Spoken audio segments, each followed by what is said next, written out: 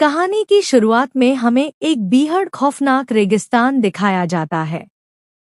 एक ऐसी जगह जहां जिंदगी और मौत के बीच बस एक पतली सी लकीर है। यहाँ ऐसे लोगों को भेज दिया जाता है जो आम समाज के लिए या तो बेकार हो चुके होते हैं या फिर इतने खतरनाक कि उन्हें आम इंसानों के बीच रखना मुमकिन नहीं होता।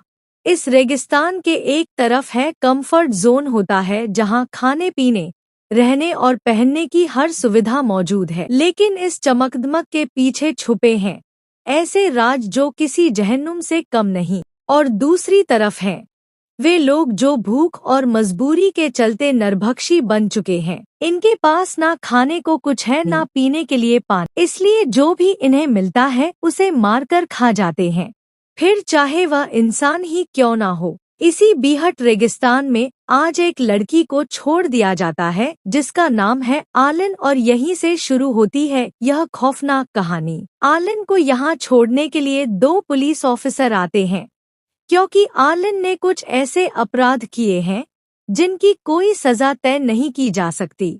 इसीलिए अब उसे अपनी बची हुई जिंदगी इसी दीवार के उस पार बितानी होगी। इसके बाद उसके साथ जो कुछ भी होगा उसकी कोई जिम्मेदारी अमेरिकन सरकार नहीं लेती। अब आयरलैंड पूरी तरह से खुद के भरोसे है। इस बीच हम देखते हैं कि उसके पास एक कागज है जिस पर लिखा है फाइंड द कंफर्ट। इस बेहद और सुनसान रेगिस्तान में वह अकेली आगे बढ़ती जा रही है। दूर दूर तक कोई दिखाई नहीं देता, लेकिन फिर भी वह इसी उम्मीद में चलती रहती है। कुछ देर बाद उसे सामने एक क्रैश हुई कार दिखाई देती है। वह उसके अंदर थोड़ी देर आराम करने का फैसला करती है।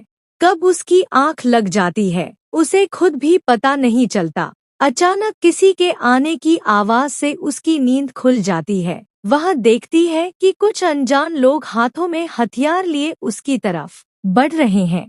उनके चेहरों पर हैवानियत साफ झलक रही होती है। आलन भागने की कोशिश करती है, लेकिन अब बहुत देर हो चुकी होती है। वे लोग उसे पकड़ लेते हैं और मारकर बेहोश कर देते हैं। जब आलन को होश आता है तो वह खुद को हाथ पैर बंधा हुआ पाती है।